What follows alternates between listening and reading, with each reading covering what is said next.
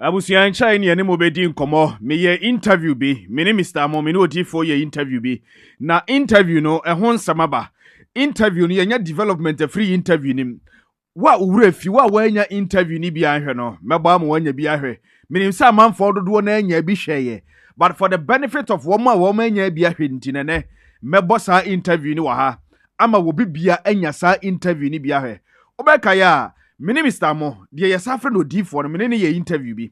Ɛma ne ka sɛ obunkotodwe edipa honorable Kennedy Akompre ko Japan kyɛw. Sɛ wɔsrɛ ne papa ne mmra bonte mmra mbɛkasa. Na ɛdeɛ na asie after that interview no, nkɔmɔ bɛɛ na akɔ after that interview no. Honorable Ken ne nsa ka video no, ana ne nsa nka video no. What is the development for that interview? Yatena se yɛbɛdi nkɔmɔ. Mede deɛ to aso brɛmo. Ɛyɛ ne gyesɛm. Ɛyɛ nsɛm ɛyɛ asresɛm. Nsɛm ɛbɛhyɛ yafrumuma ɛbɛma yɛni agye ɛno ho nkɔmɔ ɛna mede brɔ no ɛwɔ ɛyɛ Oscar Media Plus so yɛwie a yɛbɛtoa so adi nkɔmɔ ɛna ɛyɛ yɛnya the news no ɛde free ɛyɛ the Attorney General sɛ ɛyɛ adeɛ sɛ Constitutional Review Committee na yɛteyɛ no abusuante a yɛte nyinaa ne sɛ wɔn de nneɛma nnum bi na nneɛma mmiɛnsa bi aba abɔnten a ɛnɛ wɔn kyerɛ sɛ constitution no wɔn ba be review no na wonim say president anasa presidential term na 4 years no wo mo di 4 years e di akọ 5 years now eno ho nkomo ene nkomo ahodo pi na aka ya tena si ye ne mo e ba bedi e wo Oscar Media Plus na afa so Dr. Frimpong Boateng wo mo de delegate ene ade ho nsem ko dan Supreme Court say delegate system ye ntwamu ni ade papa ne so abekasa ni nyina ye nkoma ya tena se ye ne mo ebedi e wo Oscar Media Plus so medin the little Oscar Oba no subscribe to channel no wa like video na maye na wa sanso comment on the video no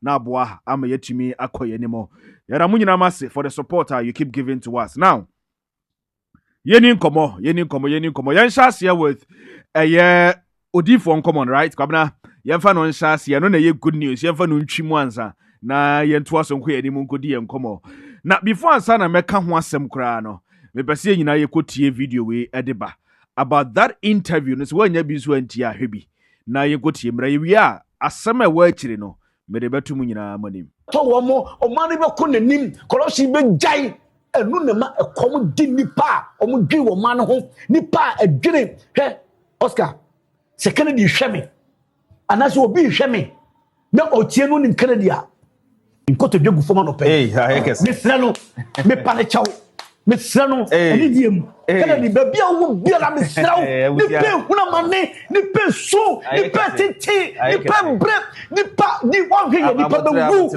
Kennedy me sra abotre se every ne se na me no ka se da wo betie me kopem se abosum we me de menya kwanka andi we bra bonten so be bo se wo mo ni hu be bia be fa se me metu kwa no metu kwan se me tena Ghana na matena ha se me kokoso me kosum anema wo ye no enipa edi wo chi ebe ko jem nipa ebe hu na mane ati se obi a na ire ja no obi a Kennedy me ko to dwegu fom me srawo eye me ni bisem me ni atafta ni so na me no wo kasa because me ni me obetema ya ma me ma a wo ko school awie a wo benya adwuma ye a wo di akoma pa adempa ebe bo wo me ntire me bu nkotodwe wonim se me nya akola me mu obi ni nkotodwe da but me catch your Kennedy say ni pe kom di wo mo Kennedy me sraw aye me su ni areho me sraw bra so me bo so mo me ni pe hu na se me hwa na fi kwa wie na ma ya me ba be bodia an ha be bodia ti se me di me ra show mu dodo me so betumi aye o ma de ba kuma so o bra Kennedy me sraw me ni abre na me no kasa so be ba bra o ma so me hu na MPP for kuye and this for the o mo gbe hata ko ton ye adi enti na wo yesa me sraw me wura ho na me kasa se me kuta ma me kuta yire kuta busua na how ni atiti amanfo famu ntino na amanfo sufre wo se be sa unware nche obia unsu nche obia uniske nche obia ba wonum kasa ye wodo usaye ye wotumi yabo hiafo mobofo omo da hospital omo nyeske nche la da ugro ha ni woti obia yareka wasi schools wash me see ye ba ko be de kanu ko se ndc ni ba na o ye assembly ma wo de krom ho na akola yi etwaye na kretimi tua plane ticket e de akola ko tena broche se onko to schools ni pa be na ye bi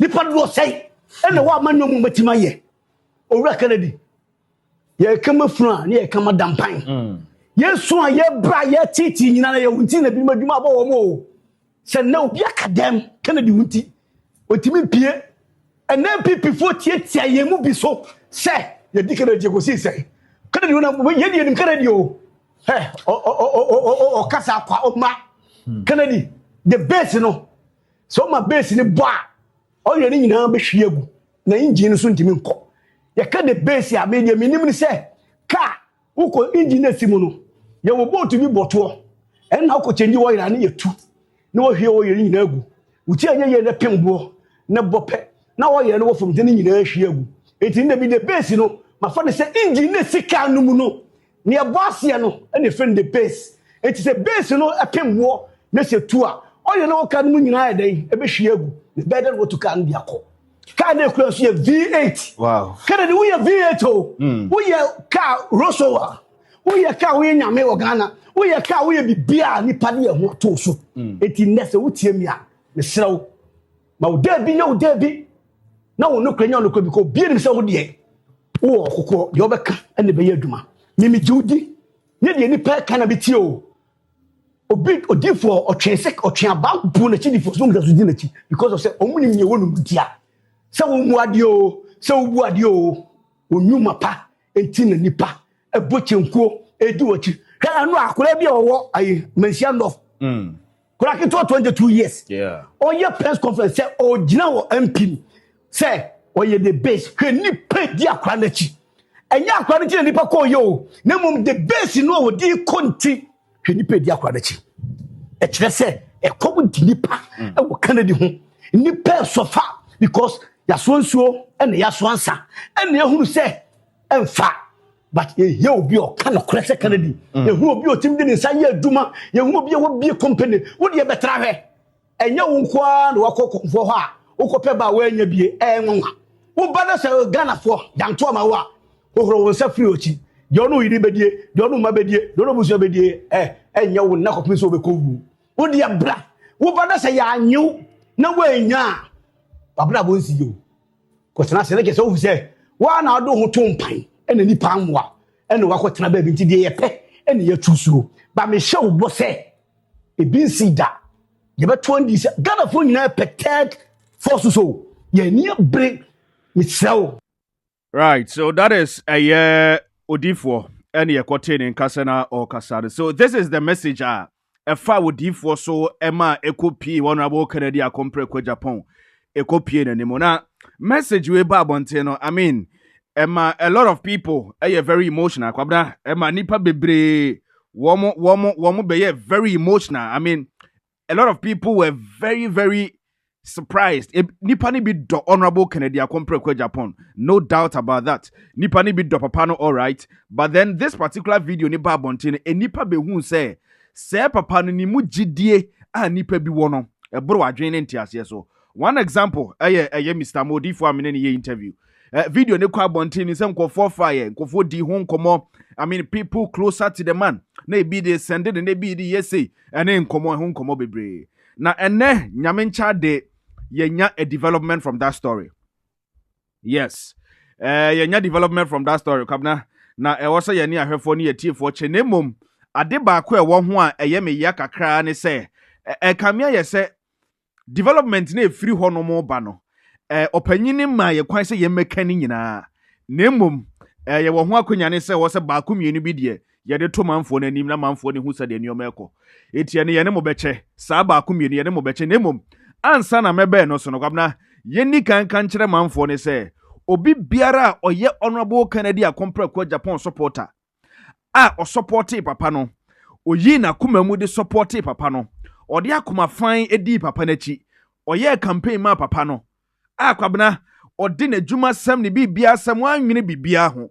na de ne wo dwene ho ane se papa ne betima ba ye mampanyini wo man ni mu ne nti go all out de ma papa no sa nipa no yen kan kire ne se ne dwumadi a wodi ni nyina enye kwa ho beba mfaso da achi bi yes yen kan kire manfo se sa dwumadi ni nyina no ho beba mfaso na eba mfaso a ne sa enche bia ho ba mfaso de tosu mienu Muma yen kan kire wo ma wɔn yɛ the base mo a mo support the base mo a mo yɛ ɛyɛ otibonsu ne mo ne information we kura bia na otibonsu bia na ne nsa nka yɛ ne ade a but ɛyɛ exclusive wɔ ha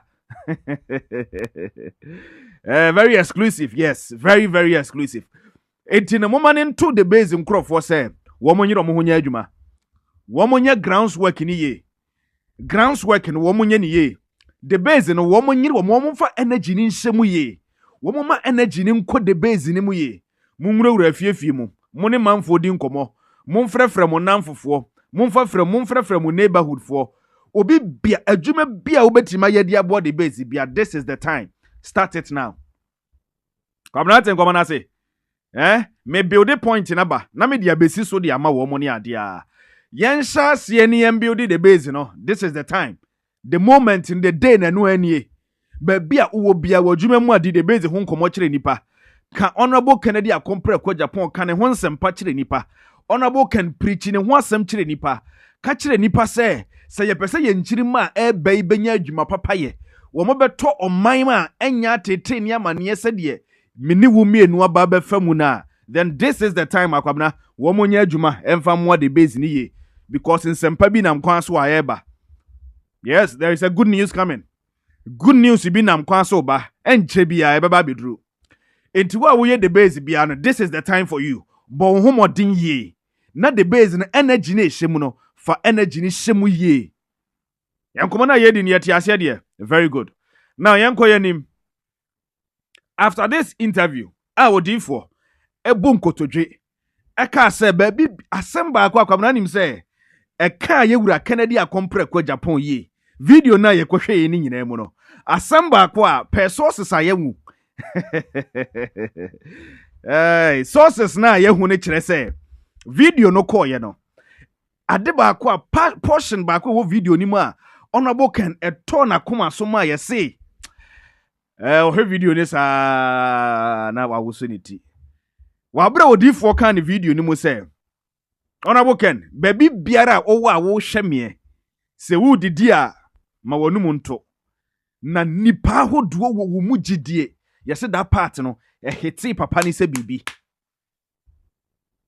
ka papa ni se bibi se baby papa ni wo bia no oma nanu mu nto because ni hunti enipa bi yemfa wo mo nya hwe and because of honorable Kennedy Akompre kwa Japan ti enipa bi na wo mo 1PP ni mu a wo mo ko support papa no and say enipa ni nyina yese ye pamo mo free MPP nim just because they supported honorable Kennedy Akompre kwa Japan, just because they throw their support at the ma papa no enti na yese sa ankofo ni nyina ntra nchen and sa ankofo ni nyina wo mo nya MPP for because of say wo mo ko support obi na so party no yese nka ye Democratic Party obi eye kamamen kabi political party obi atimi kire na adwen enti nkade enti na me ye koto aba na me mese meto ama nipa asimesi weso so obeto ama obenten a edi enti na me a meto ama asimesi ne mo ne manya asem anka edi e ba de ade entia nanso efiri wate efiri baby efiri ntia ene na me kasa no kure na kire mo kabna efiri na de baby efiri no mrepa mu no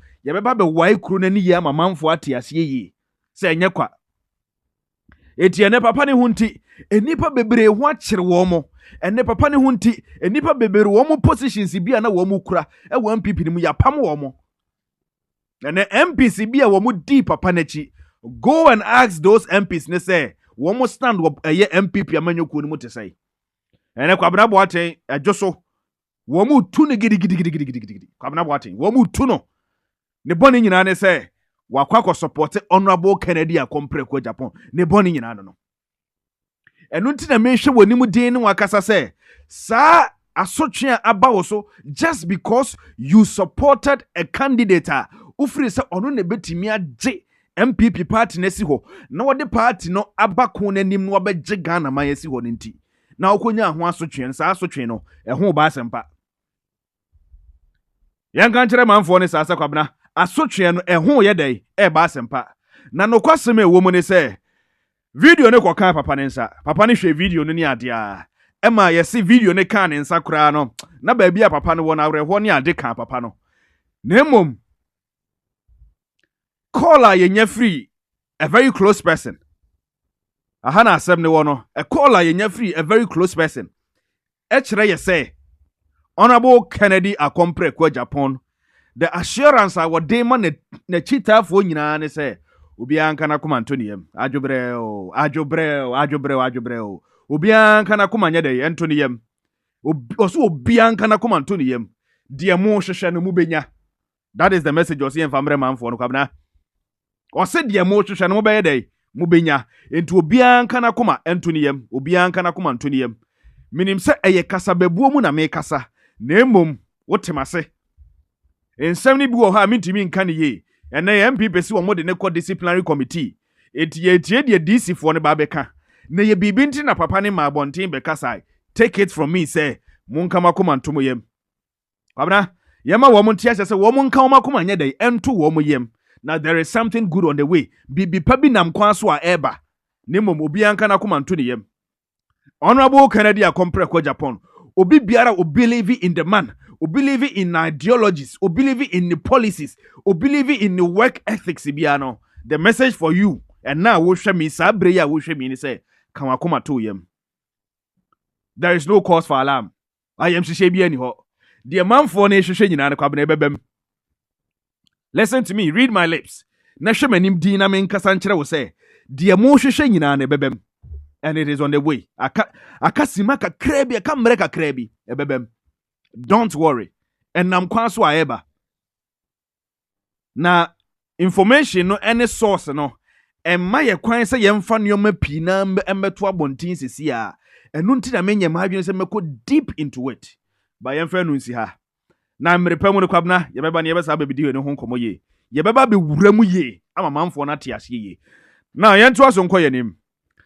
The Attorney General from the Attorney General office no wo mo kire say Monday tahodo anasa constitutional reviewer Yedra John Dramani Mahama ka so ba wo bete na wo ma ye nioma ba ku mienu miensa bi ni ade ano ene constitutional review ni ade no wo mo de krata bi ni ade ababonte na eji ekasa ye eti me pese nyina yetie no na yetie de oka ye wi a ne abebo awura ni nsem ni eso emuye. The government has accepted a recommendation to extend the term of office of the president from 4 years to 5 years, with a term of parliament extended to correspond with this.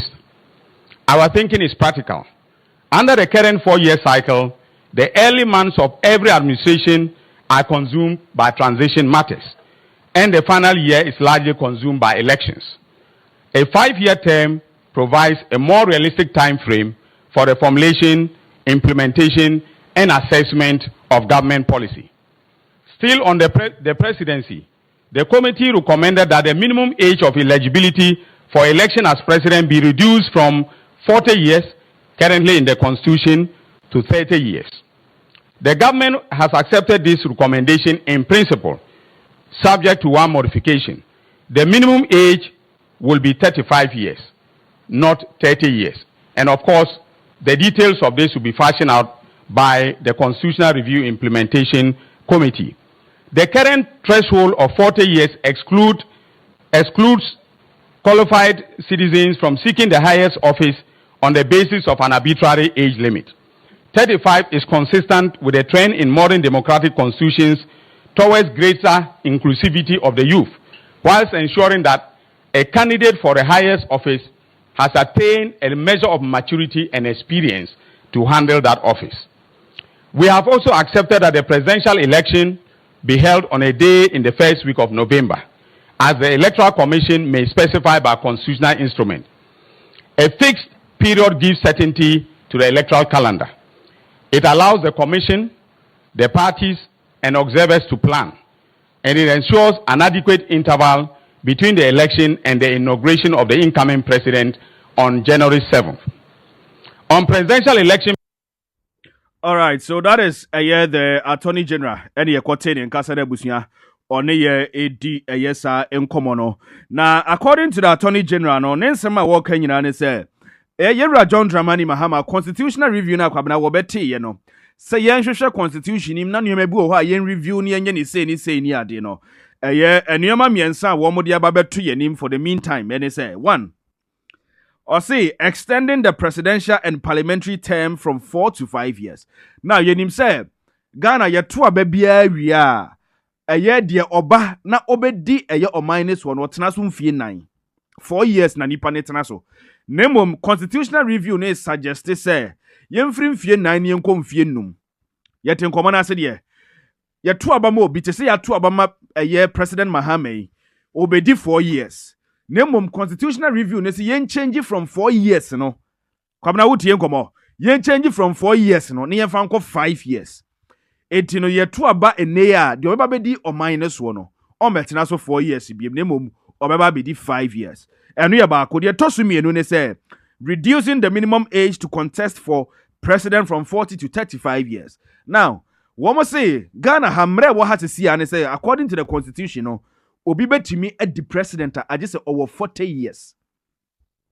Say obi betimi edi mampanyini wo Ghana age say nipa no 40 years. Enti no say no womo de nhyehyeye ba say sa 40 years no yate so e de free 40 di about 35 years. Enti na obi 35 years na say ne records ni bibia e qualify no say obi di mampanyina wo ho kwan say otimi di mampanyini. Now, the threat to okra last one and it say holding presidential election on 1st November. Now, adeba ko say free say Ghana ye to aba. Kebi ma men kebi amemo ba ye to aba. There be ye to aba on the 25th on the 7th of December. And ye to aba kwamna 7th December bia na ye to aba.